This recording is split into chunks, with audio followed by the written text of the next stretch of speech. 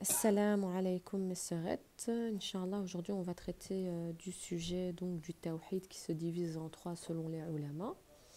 Donc les trois formes de tawhid, on a le tawhid le uluhiyya, donc de l'unicité d'Allah Azza wa Jal. On a le tawhid al-rububiyya et on a le tawhid de asma wa sifat al-husna, donc les noms d'Allah. Et Inch'Allah, on va traiter ce sujet aujourd'hui, parce qu'il est important de connaître quand même les tawhid. Donc on sait que tawhid al-uluhiyya, donc on unifie Allah qui est l'unique sans rien lui associer. Allah n'a pas de lieu.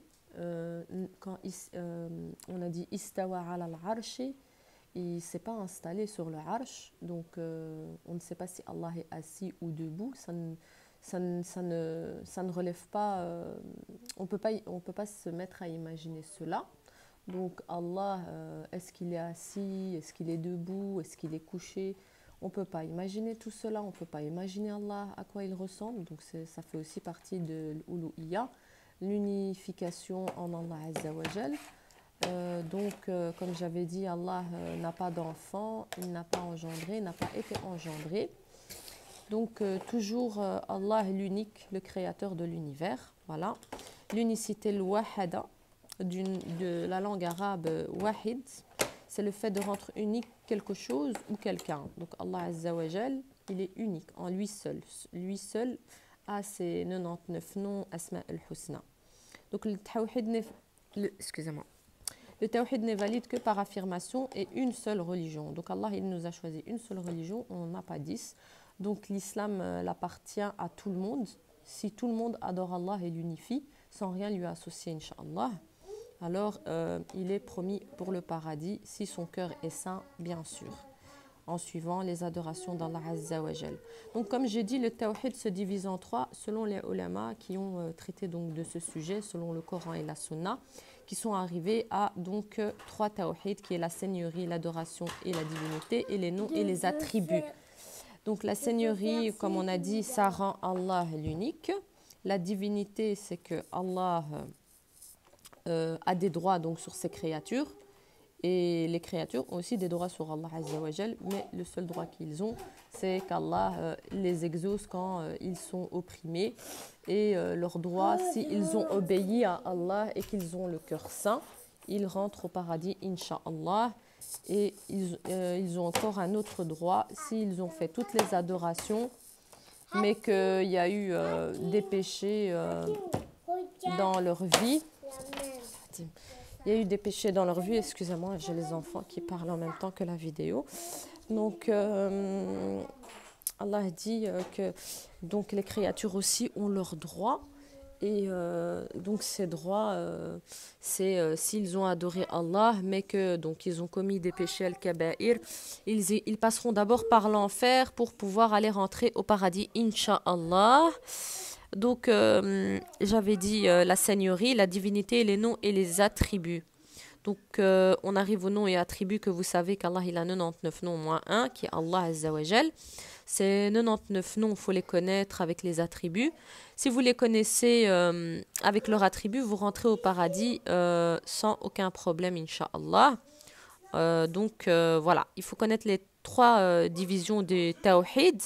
C'est important. C'est ce que je disais comme arkanul iman, arkanul islam. Subhanallah. كونوا تعرفوا ان شاء الله الاسلام ديالكم باش ان شاء الله تجاهدوا واللي كذب عليكم تقدروا زعما تأمنوا في بلاصتو، يعني تقولوا انا الحمد لله ديني كنعرفو وفوالا كتعرفوا ربي وكتعرفوا محمد صلى الله عليه وسلم رسول الله. Donc مي كنعملوا الشهاده اشهد ان لا اله الا الله واشهد ان محمدا عبده ورسوله.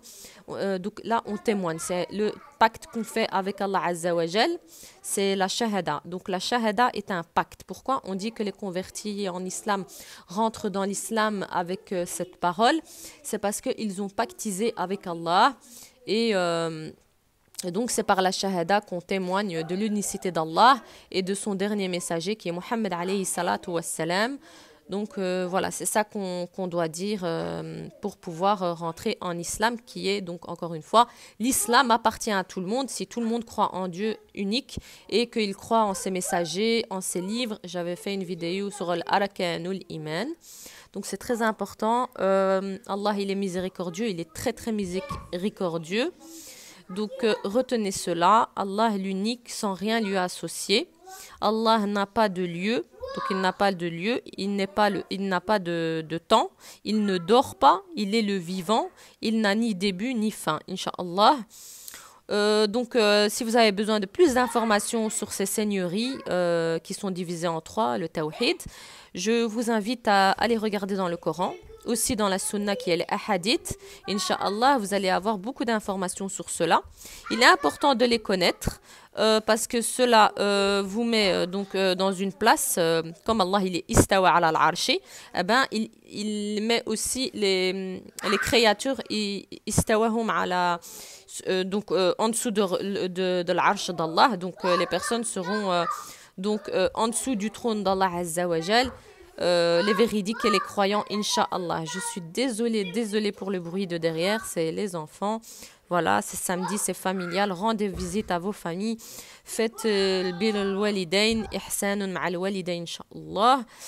C'est important, ils ont besoin de ça, ils ont besoin de voir leurs enfants. Les enfants doivent faire des actes charitables envers leurs parents, donner de l'argent à vos parents, donner de l'argent à vos parents, donner de l'argent à vos parents, invoquer pour vos parents, que ça soit maintenant ou s'il y en a que voilà leurs parents sont partis, faites des sadaqas et des aumônes, Inch'Allah.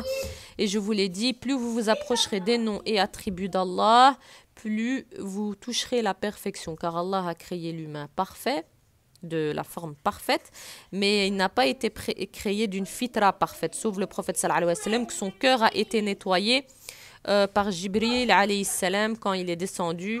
Donc voilà. Donc nous, pour que à la base, notre fitra, elle était saine, mais dû à la corruption et à nos pensées et à notre âme qui suggère le mal, eh bien, voilà, on a corrompu notre fitra qui était saine. Mais si vous voulez rester des personnes saines, connaissez les noms et attributs d'Allah, appliquez-les, ayez un bon comportement et apprenez votre religion, barakallahu fikum. J'ai essayé de parler en arabe, bon, le marocain, parce que l'arabe d'Erija, voilà. Je vous ai dit, hein, j'essaye de faire des mots pour que vous puissiez comprendre. Je sais que les gens, ils aiment en général qu'on parle en français, parce que souvent, ils nous disent oui, voilà, moi je comprends pas. Et puis après, il y a des personnes aussi qui voudraient rentrer dans l'islam, qui cherchent des recherches. Donc si maintenant ils tombent sur ma vidéo et qu'ils tombent sur de l'arabe, Darija, ils vont rien comprendre. Donc voilà, j'essaye de faire mon possible, Inch'Allah, pour vous apprendre ce que je peux. Que Allah vous récompense et me récompense, Inch'Allah. Qu'Allah vous ouvre les portes du paradis. Donc voilà, donc connaissez cela, c'est très très important, c'est les fondements de votre Seigneur, c'est les fondements qui feront que vous aurez une bonne base de tawhid en Allah Azza wa Jal, et que vous aussi par rapport à ce tawhid là, en sachant qu'est-ce que Dieu il attend de vous, vous pourrez avoir un bon comportement bi'idnillah. Et voilà, je vous fais plein de bisous à mes sœurettes, Inch'Allah. Fillah, bien sûr. Hein. N'allez pas penser autre chose.